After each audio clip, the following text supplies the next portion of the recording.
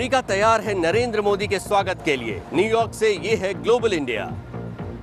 Global India के 100वें episode के साथ मैं हूं ब्रजेश उपाध्याय। नमस्कार। प्रधानमंत्री मोदी की अमेरिका यात्रा के तमाम पहलुओं पर होगी नजर इस अमेरिका स्पेशल में। ग्लोबल इंडिया में इस बार न्यूयॉर्क सज रहा है मोदी के स्वागत के लिए। समर्थकों में भारी उत्साह, कभी नर्म तो कभी गर्म। क्या है चुनौतियां भारत अमेरिका रिश्तों की?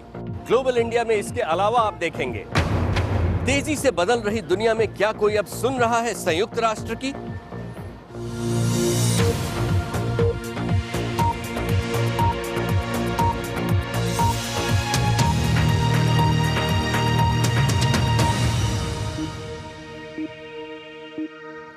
स्वागत है आप सबका न्यूयॉर्क से ग्लोबल इंडिया के 100वें और खास एपिसोड में। यह है न्यूयॉर्क का मशहूर मेडिसन स्क्वायर गार्डन। यहीं सज रहा है मंडप प्रधानमंत्री नरेंद्र मोदी के स्वागत के लिए। यहीं जमा हो रहे हैं 20,000 भारतीय मूल के अमरीकी, कई अमरीकी सेनेटर और नामचीन अमरीकी हस्तियां मोदी को सुनने के लिए, जिन्हें कुछ महीनों पहले तक यहां पांव रखने की इजाजत भी नहीं थी। तो कैसा है जोश, कैसी है तैयारी? Elvis Presley, sir Elton John और मोहम्मद अली जैसी हस्तियों की मेजबानी कर चुका मेडिसन स्क्वायर गार्डन अब तैयार है नरेंद्र मोदी से कहने के लिए पधारो मारे देश। और तैयारी वैसी ही जैसे किसी रॉक स्टार के लिए होती है। टाइम स्क्वायर पर लगे दानवाकार टीवी स्क्रीन्स नरेंद्र मोदी का भाषण लाइव दिखा रहे हैं। न्यू जर्सी से न्यूयॉर्क आने वाली ट्रेनें संडे नहीं बल्कि वीकडे की तरह चलेंगी और इन सब में अब तक कुल खर्च 15 लाख अमेरिकी डॉलर से कुछ ज्यादा। ज्यादातर पैसा अमेरिका में बसे भारतीयों ने दिया है। डॉक्टरों, छोटे कारोबारियों, वकीलों, अकाउंटेंट ने 5-5, 10-10 हजार डॉलर दिए हैं। हम हैरान थे कि लोग प्रधानमंत्री को इतना समर्थन दे रहे हैं। विश्लेषक इसे अमेरिका का दिल जीतने की मुहिम के तौर पर पेश कर रहे हैं, लेकिन मोदी के बहुत सारे समर्थकों के लिए ये एक जीत का जश्न है। उस देश की मिट्टी पर जिसने 10 सालों तक मोदी को यहाँ कदम रखने से रोका। नरेंद्र मोदी से बहुत उम्मीद रखते हैं, यहाँ से ढेर सारा इन्वेस्टमेंट इंडिया ले जाए, इंडिया की बहुत तरक्की करे। ओबामा ने उनके लिए काफी खाना बनवाया है, लेकिन वे खाना नहीं खाएंगे, सिर्फ पानी पिएंगे। न्यू जर्सी का एडिसन शहर मिनी इंडिया की तरह लगता है और गढ़ है मोदी के समर्थकों का। ये वो लोग हैं जो अमेरिका में रहते हुए भी अपनी जड़ों से काफी जुड़े हुए हैं। उनमें से कुछ के लिए मोदी एक उम्मीद, एक नई पहचान बनकर आए हैं। Like I am emotionally connected to him. I feel like कोई मेरा कोई अपना आ रहा है। Indians के लिए आ रहे हैं and I'm proud to be an Indian and he is going to be my pride. America में पले बढ़े इन बच्चों को मुश्किल से 2 हफ्ते मिले मोदी के सामने गरबा पेश करने के लिए, लेकिन जोश में कोई कमी नहीं। मुझे यकीन है कि उन्हें गरबा पसंद आएगा। इस पर भरोसा करना थोड़ा मुश्किल है कि जो कभी चाय बेचते थे वो अब इतने बड़े आदमी हैं। अपने 4 दिनों के दौरे में मोदी 35 मीटिंग्स कर रहे हैं और इनमें से ज्यादातर व्यापार जगत के दिग्गजों के साथ है, लेकिन सबकी आंखें ओबामा के साथ होने वाली उनकी मुलाकात पर है। ओबामा और मोदी दोनों ही को करीब से जानने वाले भरत बराई कहते हैं अच्छी जमेगी दोनों में। ओबामा और मोदी को व्यक्तिगत रूप से जानते हुए मैं कह सकता हूं कि दोनों अच्छे दोस्त बनेंगे। मेरी इस बारे में राष्ट्रपति ओबामा से चर्चा हुई थी। मैं आश्वस्त हूं कि दोनों में खूब जमेगी और ये न सिर्फ दोनों देशों बल्कि पूरी दुनिया के लिए अच्छा होगा। अमेरिकी जमीन पर इतनी भीड़ जुटाने वाले मोदी शायद पहले विदेशी नेता हों, लेकिन साथ ही साथ उनसे उम्मीदें भी काफी बढ़ गई हैं। सपना दिखा दिया है उन्होंने, पूरा कर पाएंगे? न्यूयॉर्क का दौरा जहां काफी हद तक अमेरिका को लुभाने और ब्रांड मोदी और ब्रांड इंडिया को शोकेस करने की कवायद है, वहीं वॉशिंगटन द्विपक्षीय रिश्तों और कूटनीति के बारे में है। वॉशिंगटन के फैसले पर ही अमेरिका ने मोदी को 10 साल तक यहां कदम रखने से रोका और वॉशिंगटन के न्योते पर ही मोदी आज व्हाइट हाउस जा रहे हैं। तो कैसी बनेगी ओबामा और मोदी की केमिस्ट्री और क्या है इस रिश्ते की चुनौतियां? कम make in India. Narendra Modi आत्मविश्वास से भरपूर, एक ऐसे नेता जिन्हें इस तेजी से बदलती दुनिया में अमेरिका अपने साथ खड़ा देखना चाहेगा। लेकिन ये वही नरेंद्र मोदी हैं जिन्हें अमेरिका ने 10 साल अपने से दूर रखा। अब वॉशिंगटन उस दूरी को पाटने की कोशिश में है। The new Indian government's plan, Sabka Saath, Sabka Vikas, together with all सबका साथ सबका विकास एक ऐसा विचार है, ऐसा दर्शन है जिसका हम समर्थन करते हैं। हमें लगता है कि ये एक महान सोच है। We believe it's a great vision. Bharat के लिए उनकी लंबी शॉपिंग लिस्ट को देखते हुए उनसे गले मिलने के लिए दुनिया के नेताओं में जैसे होड़ लगी हुई है। अमेरिका में भी उम्मीदें जगी हुई हैं। इस बात से यहाँ काफी उत्साह है कि हमारे आर्थिक संबंध पहले की अपेक्षा बहुत अलग होने जा रहे हैं। ये सचमुच एक नई बात है। एक थिंक टैंक की माने तो अमेरिका और भारत की साझेदारी 2030 तक $1 खरब तक पहुंच सकती है, लेकिन वहां तक पहुंचने में कई चुनौतियां भी हैं। हमने पिछली सरकार के साथ काफी कुछ बड़ा करने की कोशिश की, मगर हमारी उम्मीदें पूरी नहीं हुई। परमाणु समझौता और कुछ अन्य बड़े मुद्दों पर दूसरे पक्ष के दोबारा ध्यान देने से निश्चित रूप से मदद मिलेगी। WTO के मतभेद, पेटेंट और कॉपीराइट का झगड़ा, दोनों देश कई बार साझेदार से ज्यादा प्रतिद्वंदी नजर आते हैं। हम अक्सर घरेलू राजनीति से प्रभावित हो जाते हैं और एक दूसरे से रियायतें लेने पर बहुत जोर देने लगते हैं, जबकि हमें एक दूसरे की सफलता का लाभ उठाना चाहिए और ऐसी बातों को प्राथमिकता देनी चाहिए जिनसे हमारे फैसलों को लेकर स्पष्टता आ सके। माना जा रहा है कि नरेंद्र मोदी एक ऐसे नेता हैं जो इस ठंडे पड़े हुए रिश्ते में जान फूंक सकते हैं, लेकिन उनका यकीन हासिल करने के लिए वॉशिंगटन को शायद एक लंबा फासला तय करना होगा और उसके लिए ये मुलाकात शायद एक अच्छी शुरुआत हो सकती है। Brajesh Upadhyay, BBC, Washington. मोदी की इस यात्रा का अहम पड़ाव है संयुक्त राष्ट्र अधिवेशन। ग्लोबल इंडिया में आगे करेंगे बात, आज की दुनिया में कितनी अहमियत रह गई है संयुक्त राष्ट्र की।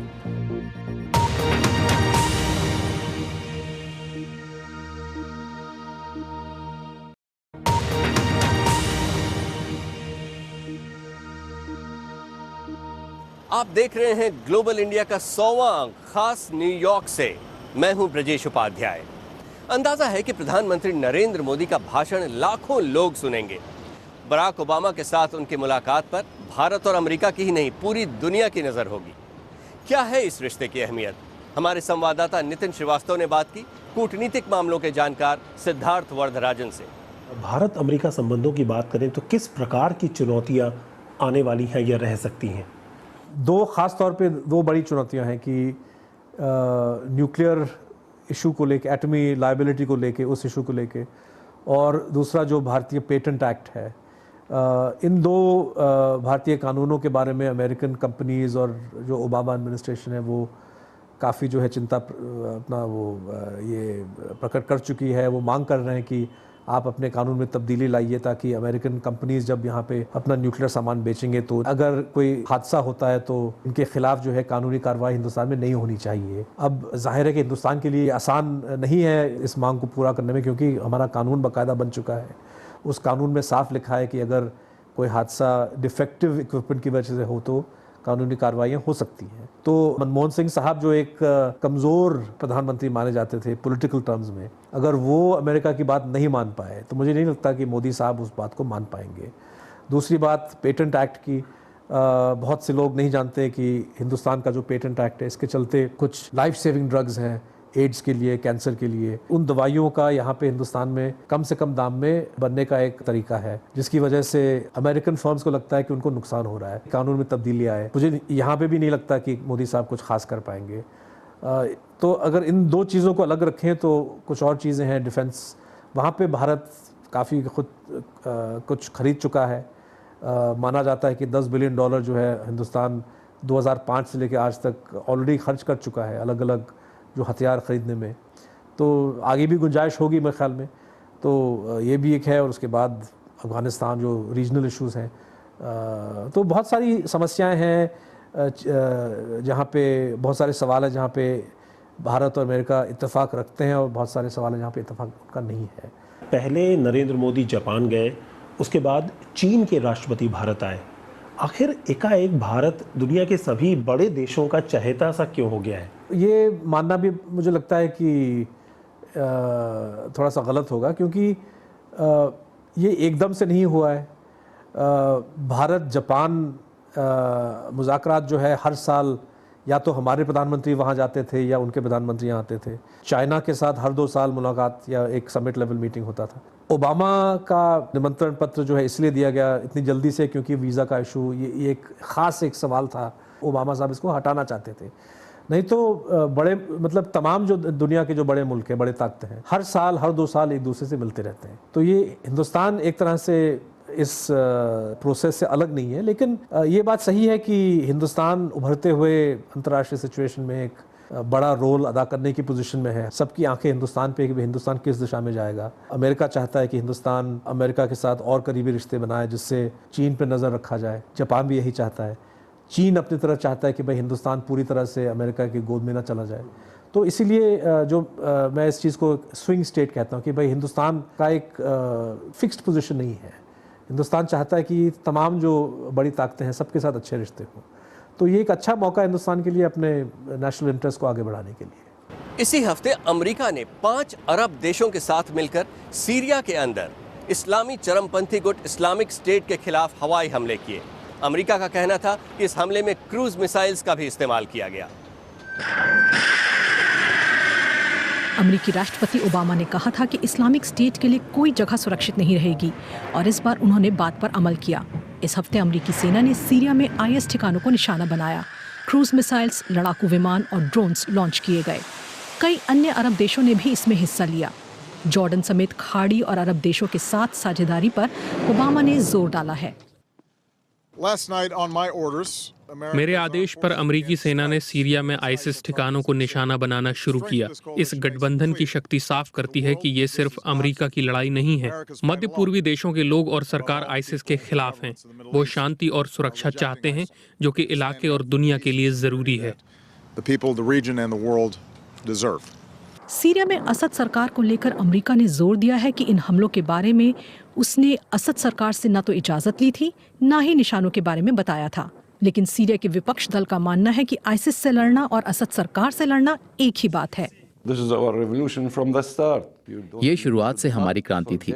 आम लोग असद सरकार के अत्याचारों के खिलाफ खड़े हुए थे और अब हमें खुशी है कि अंतर्राष्ट्रीय समुदाय हमारी लड़ाई से जुड़ रहा है।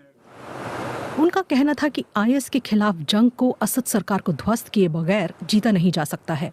सिर्फ बल की ही बात नहीं है।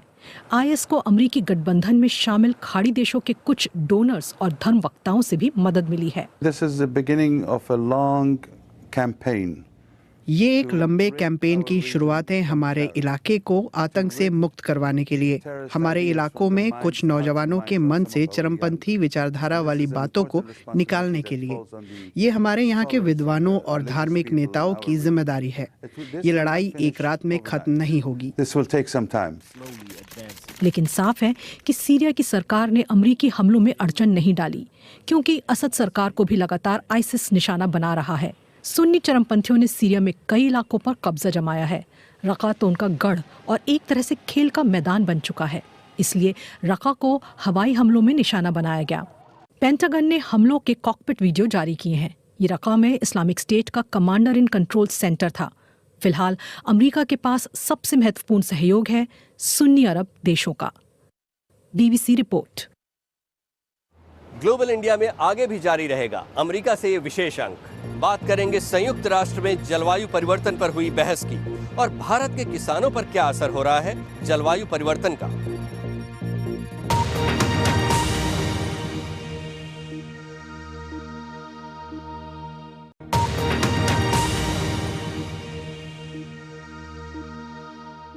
आप देख रहे हैं ग्लोबल इंडिया का एक खास अंक सीधा न्यूयॉर्क से। मैं हूं ब्रजेश उपाध्याय। अमेरिका यात्रा के दौरान संयुक्त राष्ट्र नरेंद्र मोदी का एक अहम पड़ाव है। दुनिया भर के नेता जुटते हैं यहाँ। Iraq, Syria, Ukraine, Ebola virus जैसे बड़े बड़े मामलों पर बहस होती है, लेकिन शिकायत यह है कि हल कोई नहीं निकलता। कितनी जायज़ है ये सोच? न्यूयॉर्क में संयुक्त राष्ट्र मुख्यालय को हाल ही में सजाया संवारा गया, लेकिन इस इमारत की चमक दमक के बावजूद मौजूदा अंतर्राष्ट्रीय हालात की वजह से संयुक्त राष्ट्र पस्त ही दिखता है। संयुक्त राष्ट्र सुरक्षा परिषद में अक्सर मतभेद होते हैं और बार बार गतिरोध भी होता है। यूक्रेन संकट की वजह से शीत युद्ध की कुछ यादें भी ताज़ा हो गई हैं। इसके अलावा गजा और सीरिया को लेकर भी गहरे मतभेद हैं। लेकिन सुरक्षा परिषद चरमपंथी गुट आईएस के खिलाफ अहम कार्रवाई कर रही है। उसने अफ्रीका में संघर्ष और इबोला को लेकर भी कदम उठाए हैं। ये शीत युद्ध नहीं है। शीत युद्ध में तो सुरक्षा परिषद की कई बार बैठक भी नहीं होती थी। अब सुरक्षा परिषद की हर रोज बैठक होती है। कुछ मुद्दों पर वाकई सहमति बन रही है, जिनसे पूरी दुनिया में शांति बनाए रखने में मदद मिली है। संयुक्त राष्ट्र में पूर्व अमेरिकी राजदूत जॉन बोल्टन ने हाल ही में आलोचना भरे स्वर में कहा था कि संयुक्त राष्ट्र इमारत की 10 मंजिल भी खत्म हो जाएं तो भी कोई फर्क नहीं पड़ेगा, लेकिन इसी इमारत की ऊपरी मंजिलों में कुछ अहम काम होता है। यहीं पर मानवीय सहायता एजेंसी का दफ्तर है। हम अक्सर दुनिया को नहीं बता सकते या नहीं बताते कि हम क्या कर रहे हैं। हमने दक्षिण सूडान में जो काम किया है उससे वहाँ अकाल के हालात नहीं बने। शायद लोगों को इस बारे में पता ही नहीं है, लेकिन अगर वहाँ अकाल पड़ता तो पूरी दुनिया को इसका पता चलता और लोग इसे संयुक्त राष्ट्र की नाकामी के तौर पर देखते।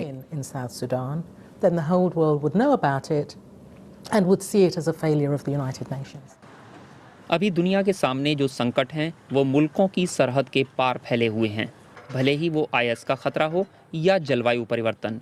कोई एक देश अकेले इन चुनौतियों से नहीं निपट सकता। यहीं पर संयुक्त राष्ट्र और सुरक्षा परिषद की भूमिका अहम हो जाती है। BBC report.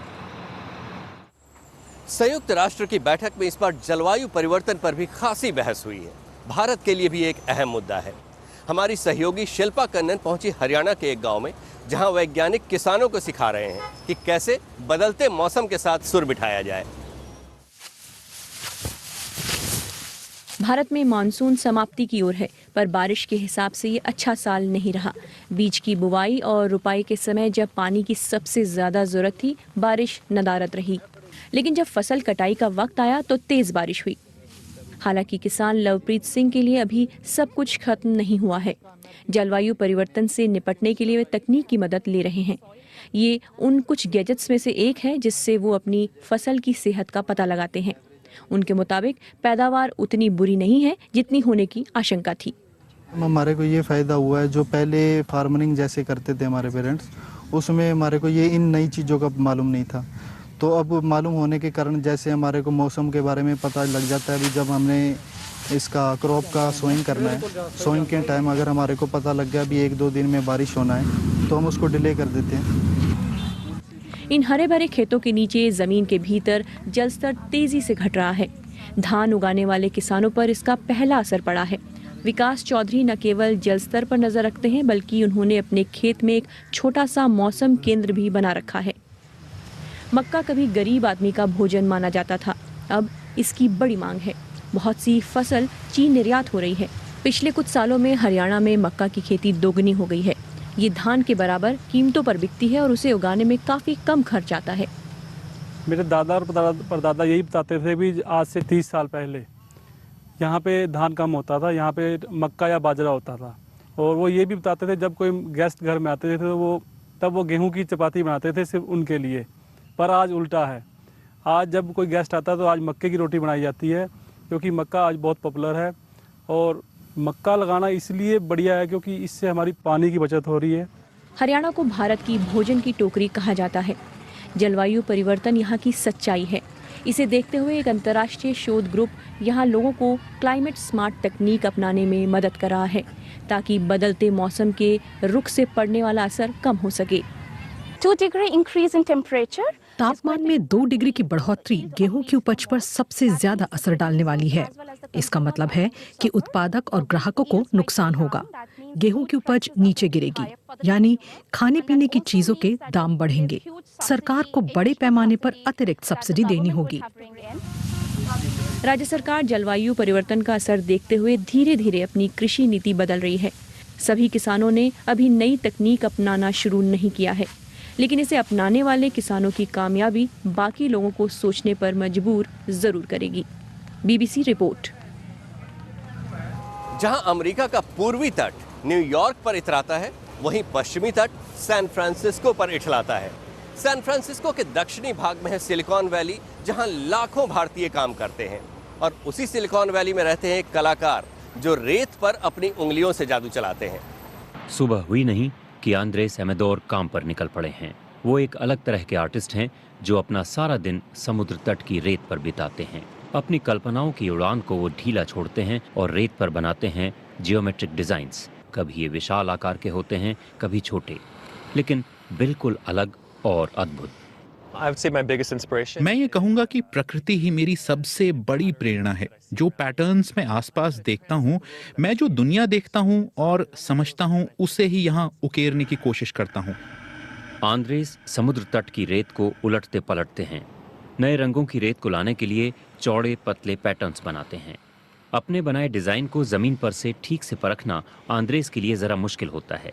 इसलिए वो एक क्वाडकॉप्टर पर कैमरा लगा देते हैं जो उनके डिजाइनों की तस्वीर ऊपर से लेता है।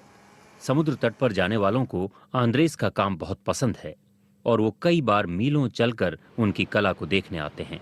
हालांकि कुछ मेहमानों का यहाँ स्वागत नहीं होता। आंद्रेस पहले पर्यावरण वैज्ञानिक थे, लेकिन उन्होंने कला का सपना पूरा करने के लिए वैज्ञानिक का काम छोड़ दिया। कला ने मेरे लिए कई दरवाजे खोल दिए और ऐसी चीजें संभव हुई जिसका मैंने सपना भी नहीं देखा था। मैंने कभी नहीं सोचा था कि रेत की कलाकारी से मेरा जीवन चल सकेगा। जब लहरें आएंगी तो आंद्रेस का काम हमेशा के लिए मिट जाएगा, लेकिन इससे उन्हें कोई फर्क नहीं पड़ता। उनके लिए हर सुबह रेत एक नया कैनवास देती है जिसे वो रंग सकते हैं। BBC report. तो न्यूयॉर्क से ग्लोबल इंडिया के 100वें अंक में बस इतना ही। अगले हफ्ते होगी लंदन से मुलाकात। नमस्कार।